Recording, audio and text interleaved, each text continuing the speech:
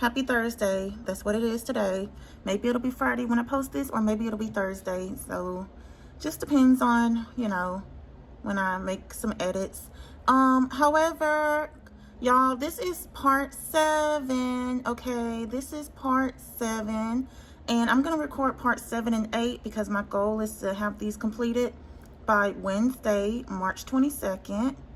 So yeah, we're going to do part 7 and 8, and I wrote out a lot regarding my time living with Jamarcus. So these next 2 videos, part 7 and 8, will probably be longer than 10 minutes each. And this was kind of all hard to, write out. It was just hard to just go back, It was crazy. It was crazy what I went through with him. But y'all join me here in my living room as we continue to talk about this. All right, y'all, so when we got our own spot, I had a mentor named Shayna. I believe I mentioned her in a previous video. Shayna and her husband, Pascal, invited Jamarcus and I over to her home, and we had a nice dinner. She has a really pretty home, and they spoke with us over dinner, and then we all just kind of separated, and Shayna spoke with me alone, and Pascal spoke with Jamarcus alone. And, after that dinner, Jamarcus treated me well, for a few days. And I told Shayna, and she was pleased to hear that. Y'all, I also recall that during the dinner, Shayna asked us why we got married. And I was like, well, we were sleeping together, and I felt like we were going to get married anyway. So, I just went ahead and I agreed to get married. And then she asked him, and he gave some weird answer. And her response was, his answer didn't make any sense at all. And then she was like, well, I understand why she married you, but I don't understand why you married her. Shayna and I worked at the same place, and she would give me rides, to and from work sometimes. So one day I was riding with Shayna, and on this particular day, we were just leaving church. I had visited her church for Bible study. And so we were leaving church, and I got a text from Jamarcus, and he was saying that he wasn't sure if he was coming home that night. And at this point, we had been in our home for like 2 weeks. And, I asked him why, and he stated that there was no furniture in the house, which was an odd thing to say because, again, we had been there for 2 weeks. I think we were sleeping on a mat. But he said that he was just going to spend the night at his grandma's house. And I told Shayna I was sad. And she was like, well, you can come just stay the night at my house. And I did. And her guest room was super comfortable. I slept well. But yeah, I stayed the night at Shayna's. And the next morning, in the early morning hours, Jamarcus was texting me, asking me where I was. And apparently he reached out to Talisha because she texted as well, asking if I was all right. And I told her that that I had stayed the night at my friend's house. But yep, that morning, Shayna and I left the house. Well, we left her house around 5 a.m. She was going to take me by my house to get ready for work, and then she was going to take me to work. She wasn't going that morning, and she never returned to that job, which I really don't blame her. But, yep. So when we got there, I saw that my car was in the yard, and Jamarcus was there, and I was just happy to see him. And I told Shayna that he was going to take me to work. And, he didn't act like he cared at all about seeing me. He was just rolling over. He asked where I was, and he just rolled over and went back to sleep. And, he didn't welcome my affections. And Shayna said, okay, and then she left. And Jamarcus said he was too tired to take me to work. And I was fine with that for 2 reasons. 1, I hated the job. And 2, I just wanted to spend time with him. But y'all, I praise God that the Lord delivered me from bad jobs. I really do. But yep. Thinking about that time, I also want to mention, Jamarcus and I never went on dates at all. Like, we went on 2 dates, but they weren't real dates. They both happened by accident. But yeah, y'all, Jamarcus would verbally abuse me, and I wasn't taking care of myself well. First of all, I had never been taught to. Secondly, I would just work terrible labor jobs that had me completely exhausted, and I'd have to give all of my check away for bills. I recall mentioning to him a couple times that I wanted to go to school, but he said that, I couldn't do school because he needed my help with the bills. You know, after a couple of months of us being in the house, you know, he was given a bed by someone, and I thought he was so amazing for bringing in that bed. I thought he was such an awesome provider. And, you know, that's what I considered praiseworthy, you know, back then. That's where my mind was. That's how my mindset was. But do y'all like my necklace? It says loved, because I am. And it took me a while, you know, to start feeling loved. Even when I was 12, you know, I had somebody tell me that I wasn't loved. The Lord is still perfecting me in some areas, but I'm patient with myself, y'all. You know, which kind of brings me to the next thing, my weight. You know, I've just let my weight go up and down. And, you know, when I was living with him, I'm 5'7.5", and I was 260. That was my weight when I was with him. And I remember just being on the bed one day. I was just sitting on the bed, just minding my own business. And I wasn't wearing a shirt, you know, so my stomach was exposed. And he just walked into the room and he was like, "That's a big stomach." That's what he said. And, you know, it just didn't make any sense. And, you know, he was 480 pounds talking about my stomach. And there was another time when he looked at my breast and he said, "That ain't nothing but fat." Now, let me be honest. He had breasts too. Or, you know, rather, nothing but fat. And I don't consider myself a rude person at all. But I think it was just really crazy for him to be his size and to be calling my breasts nothing but fat. I never said anything to him about his size. I said one rude thing to him once, and, you know, that's when I told him that his leg was 400 pounds. But I was attracted to him, so I didn't care about his size. You know, growing up, I always felt protected by my eldest brother, and I always felt like, well, my brother's safe, so people who look like him must be safe too. Kenneth, the first guy I loved, you know, he was a big guy. He was into country music, and I really liked that. I was like, got somebody to talk about country music with. Then I met Jamarcus, and he was a big guy, and subconsciously, I'm thinking, well, another safe big guy. But let me tell you, Jamarcus turned me off to big guys. And, you know, I remember, you know, during my separation, well, after my separation and divorce, you know, I told myself that I didn't want a guy who looked like Jamarcus at all. I didn't want a guy who reminded me of Jamarcus at all. And the next guy I loved, he asked me what I wanted in a man.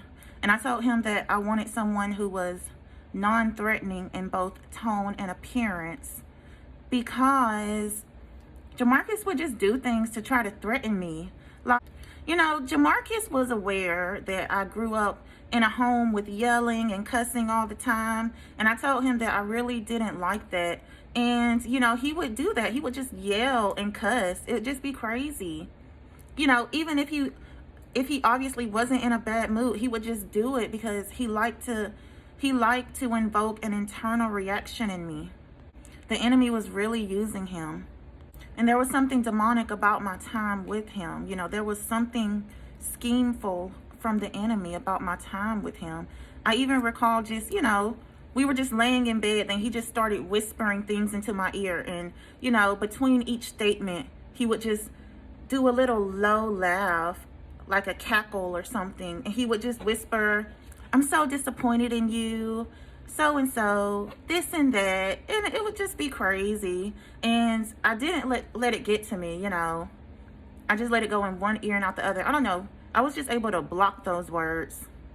I told my brother Laniel that Jamarcus had done that, and Laniel said it was demonic. Y'all, I began having this feeling that I was going to get married again and that the Lord was going to give me another husband. And I remember I was talking with my brother Darte on the phone about this, and he was like, "Ashley, if you feel that way, why don't you get divorced? Why don't you just go ahead and get divorced?" And then he brought up the $500 that I had borrowed from him, you know, so that I could move into that place. And he was like, "Ashley, sorry, y'all, I'm still just doodling."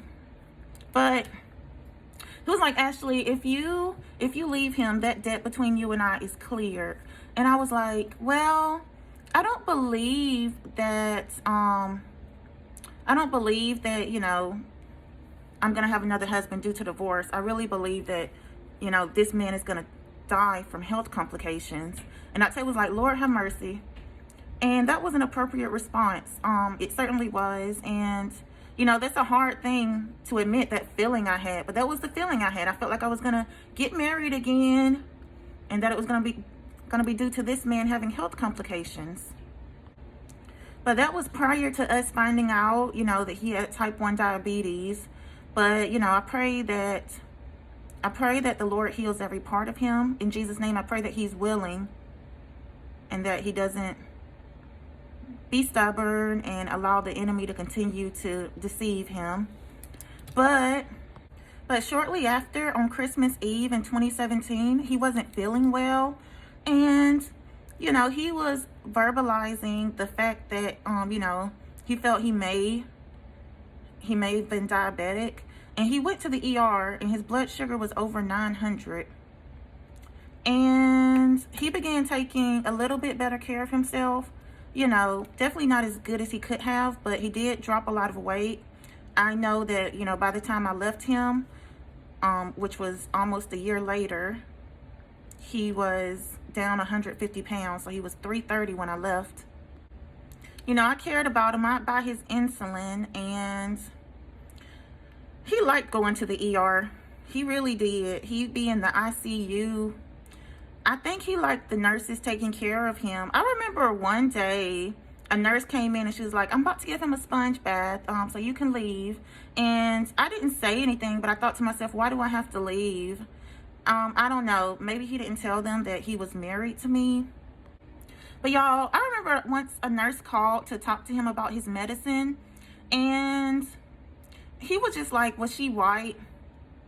And I'm like, I mean, I don't know if she was white, but there was also another time, you know, we were just riding in the car and there was a black guy, you know, driving, and a white lady in the passenger seat. And he just said something really weird. He was like, all right, man, you know, just talking out loud, but kind of, I don't know. He wasn't talking to the man who was in a whole nother car and couldn't hear him. But he was like, all right, man, you got a white girl, I see you. And I'm like, why'd you just say that? And he gave me a really harsh look. I'm like, if you want a white girl, go get one. But I continued being the best wife I could to him. I mean, I was broke. I remember I would go to like the food pantry in those days. And I remember just sitting in the food pantry all morning, and by the time I got out, it was the afternoon, and I hadn't eaten anything all day. And there was like a box with 12 honey buns in them. And on the way back, you know, I was riding with Talisha. She was giving me a ride. And on the way back, I had ate 2 of them. And, you know, when I got home, Jamarcus was like, you already been in these honey buns? And he acted like he was so upset about it. Then he snatched up 6 honey buns and kind of put them inside his jacket and stormed out the door.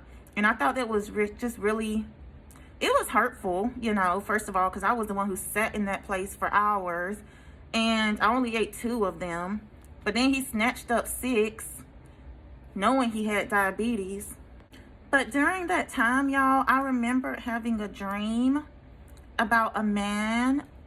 There was this beautiful man in the dream, and he and I were married. And he was a lawyer, and I shared the word of God. Those were our occupations. And I remember we lived in the same house that I shared with Jamarcus. And I just remember him walking in, and we shared a really sweet kiss, and he was just a really gentle person. And, you know, I could just sense the love and the longing and the affection. And yep, that was my dream. And the guy was like, do what you gotta do, and I'll see you later. So we just both separated for a moment just to work our jobs. And then the next morning, I wrote in my journal, dear future husband, I dreamed of you last night. So yep, I had that dream while I was still married to and living with Jamarcus. But y'all, I forgot about that dream. And I didn't remember it until a few years later when I was dating the guy. I love Jamarcus, but I never saw us growing old together or building anything together. I just never saw anything like that. I did have a dream of a little chubby, pretty, dark-skinned little girl, a toddler, just running up to him, and they were both just, you know, adoring each other. They were just super eager, you know, super excited to see each other. And I was just standing off to the side, just smiling as I watched them. I loved that they enjoyed each other. But I think that standing off to the side does not have a positive meaning. I always felt that Jamarcus would continue to mistreat me and would mistreat me in front of his kids. Well, in front of any kids that we had, but that he'd adore the kids. I recall telling Jamarcus that I had a dream about the gender of our first kid, but that I wasn't going to tell him, that maybe the Lord would confirm it to him. And then shortly after, like, oh my gosh, it was quickly, maybe just a couple days, you know, he came up to me in the kitchen and he just hugged me from behind and he was like, I know what our baby is going to be. He was like, I know what our first kid is going to be. And I'm like, what? He said, a little girl. And I was like, well, the Lord showed me that too. Then, you know, I started Googling the meaning of dreaming about babies, and I learned that it meant that, you know, he could be saved, or something good spiritually could be happening. I mean, something good spiritually could be happening for him. And, you know, both of those things sounded good to me, you know, a natural kid or spiritual growth, but I did want a kid with him. I recall one day asking him if we could have a kid, and he was like, no, we don't have any money. You know, not that he was trying to do anything to prevent pregnancy. There was this thing that happened, y'all. So he had been keeping this secret for a while, because that's what he did. He kept secrets, y'all. He kept secrets. And he sat me down at the kitchen table once, and he told me that this lady was claiming that her son was his. And he was claiming he never slept with the lady, but she put him on child support. So, you know, we were married at the time that he would have slept with her. He stated that she only performed, you know, oral on him, but that he didn't sleep with her. And then my coworker was like, well, there's only one way she could, like, get child support out of him, is if he signed the birth certificate or if he took a DNA test. So I told him, and he went to take a DNA test, and it wasn't his kid. But I think he wanted it to be his kid. I asked him, I'm like, how do you feel about that? He was like, that doesn't matter. He had been talking to his grandma about it. I think they were just all entertained about it. And he expected me to just be okay with it.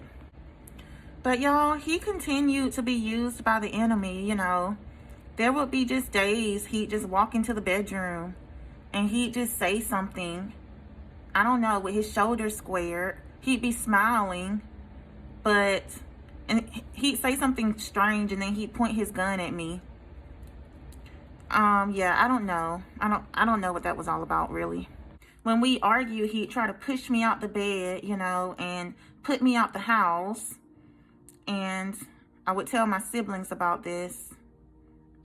Y'all, so when I'd be home alone, which was often, of course, I'd try to lock the doors. But when he'd come, he always told me not to lock the doors. He would call me scary. And even when he was there, I would try to lock the door. He would tell me not to lock the doors. So he just wanted me to sit in the house with the doors unlocked. And I began having dreams of him cheating. I would have dreams of him sleeping with one of my cousins or with one of my sisters. And I even had a dream of him meeting a man in a hotel room to sleep with a man. And I would tell him these things, and he was like, I don't know why you're having those dreams. I mean, maybe you're just being fearful and causing yourself to have those dreams. But yeah, I hated that he didn't like my little nieces and nephews over. I recall my little nephew, AJ, you know, he was just in his walker. He was about a year old, maybe almost a year old. Yeah, he wasn't yet a year old. He was just in his walker, and I was sitting on the bed. Jamarcus was laying on the bed, and AJ grabbed Jamarcus's foot, just grabbed his toes, and Jamarcus hit the little baby in the face, like he kicked him in the face. And then AJ just started crying and screaming. I'm like, what'd you do to him? And he was like, nothing. He he said, nothing. I thought it was you. I said, you did something to him. And so, you know, I was afraid of Jamarcus. He was afraid of him. He wouldn't take his eyes off of Jamarcus when Jamarcus was around. It was so sad. Even if he was just drinking his bottle, he would just stop just to watch Jamarcus. And I got in the shower one day, and I asked Jamarcus to watch AJ. And AJ was just screaming, and AJ just walked in his little walker into the bathroom, and he just kept screaming until I got out the shower. He didn't apologize to AJ. So y'all, it's really hard for me to talk about my experience living with him and my experience of how he treated my nieces and nephews. You know, he was kind to everybody else's kids. He just did not like my nieces and nephews, and I thought that was so crazy. It really was. And they're just really great kids. He didn't like any of my family, actually. Actually, I think he was sexually attracted to my sisters. You know, I recall he would just talk really bad about my little sister. And he was like, if I was younger, I wouldn't have wifed her, but I would have slept with her. The truth is, he would have slept with her anytime if he had the chance. And, you know, my older sister, Talisha, she said he just always made her feel uncomfortable, and she always had a bad feeling about him. You know, when my little sister had her son, I think at this point she had only her firstborn, and she reached out to me because she needed help buying diapers. And I think maybe once I did give her a few dollars, but the second time she asked, I told her no, and it really hurt me to say that, but I only did it because Jamarcus didn't want me to. And later on, she told me that she didn't have diapers at that time, and she just wrapped her baby in a towel. And there was no reason for Jamarcus to tell me no about giving my sister $10 for diapers. He just really wanted her to suffer and have a hard time. And I've learned that that's how some people are. Some people are really just jealous, and they're haters, and they want to see you have a hard time because maybe they just don't like you, or maybe they want you to have as hard a time as they had. His experience is of being around women who have always just worked their butts off to provide and have slaved away and toiled. And he felt that should be the experience of every woman. He didn't want my little sister having any help. My little sister was 17 when she had her, when she got pregnant with her first baby, and she was 18 when she had him. And, you know, we were just never taught how to be our best selves. I'm just at a point where if I had it, I'd just give my sister and her babies and all of my siblings and their babies the world. Well, and I didn't do anything but, you know, work, go to church, you know, and, you know, sit in front of the TV. I had some goals, you know, I had things I wanted to do. Like, I really like my blog, and I'm working on it more now. But, you know, I wanted to get out the house. And, you know, sometimes he'd go places, like, even if he just went to Walmart, I asked if I could ride with him, and he'd be like, no, you just think I'm cheating. You know, as though that was the only reason I wanted to ride, was just to keep tabs on him. I just wanted to get out the house, and I wasn't thinking that at all. I actually recall telling him that I thought he was a good man, and I was like, you've never cheated on me, you know. I told him that was the deal breaker, because he had hit me one time before, but my deal breaker was adultery at that time.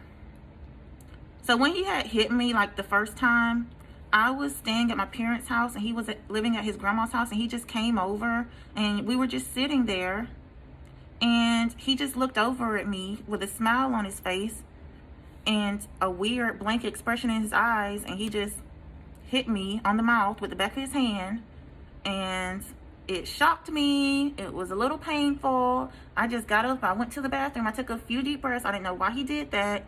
And then when I came back into the living room, he had left. You know, he was driving my car, and he had just left while I had got up and went to the bathroom. And the second time, you know, he hit me on the mouth. We were driving to the Chinese spot, and his friend was riding. And, you know, I don't consider myself to be like the best when it comes to grammar and everything, but I do like English. I like grammar. And, you know, I would correct him whenever he like used the wrong word to describe something. And he never minded. I did that, you know, with Kenneth as well. So neither of them ever minded. But while we were in the car, Jamarcus said a word and I corrected him. And then he said, shut up, and hit me on my mouth, you know, with the back of his hand again. And it hurt, and I wasn't expecting it, and it hurt my feelings. And then I just heard his friend in the back seat just cackling, just snickering back there, you know, bumming rides, but snickering. And then we arrived at the Chinese spot. I didn't say anything else. We arrived at the Chinese spot, and I didn't get out to get any food. You know, I just wasn't feeling it anymore. We were going to get to-go plates. And so, you know, the car was a two-door. So I got out to let his friend out. And then I just sat there, and Jamarcus had left the keys in the ignition. And I was like, the keys are in the ignition. I could just drive and leave them here, but I was paralyzed. I couldn't do anything. When they came back out, I got up again to let his friend back in the back seat. And then we just drove back to the house. So for the car, you know, we had finally paid it off. Well, I would say I did, because he paid one, maybe two at the most car payments. But the car was finally paid off. But it got towed and repossessed because Jamarcus got pulled over and the cop told him, you know, because the car had no insurance, he couldn't drive it. We were on a plan with some of my family members, and they weren't paying their part.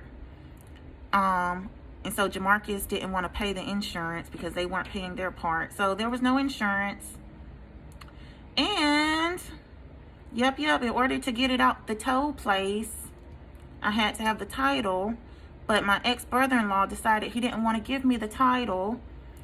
Maybe he was never going to in the first place, but I do know that Jamarcus was writing him on social media, trying to cuss him out, saying, give him the title to his car, you know, cussing and stuff, and calling it his car. Well, Mario didn't give us the title, and we never got the car back. But I think it's all for the best. I'm glad that happened, because he was just using it to sin. You know, I just recall, you know, getting in the car one day, and there was some deodorant in the car, which certainly wasn't mine, because I wasn't using Secret deodorant at the time.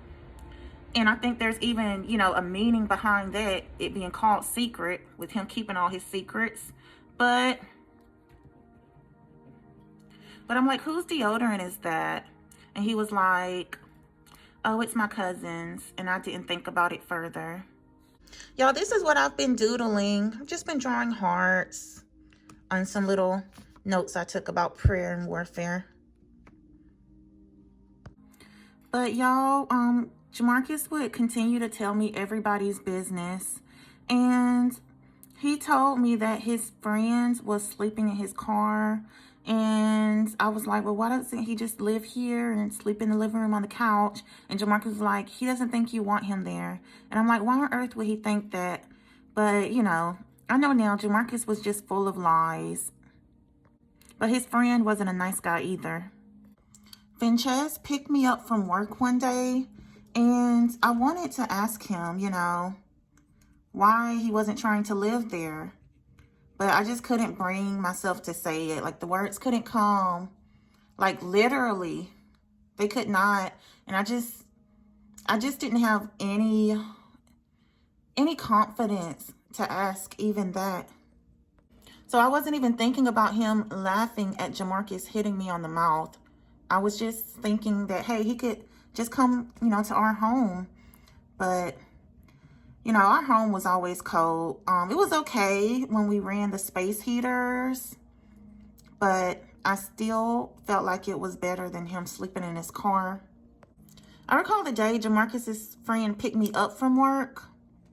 You know, I was like, can I get his number so I can, you know, so he can let me know when he's here? And he was like, no, you can't have his number. He was like, just stand outside and wait for him. And it was like super hot that day. And, you know, one of the men whose phone I was using, he was like, I wouldn't have my wife standing out in the heat. But that's what I did. I just had to just sit out there in the hot. And, you know, there was another day when they picked me up together and it was raining. And I was walking out to the car. And, you know, the closer I get, the more Jamarcus would drive away, even though I'm in the rain. You know, he'd just be smiling and hitting the gas, just driving further away, you know, the closer I got to him. I went in the middle of 2018, so about the summer, and I spent a few days in Florida at my brother's, and I just really loved it. I fell in love with Lakeland, and when it was time to leave, I literally cried, like, oh my gosh.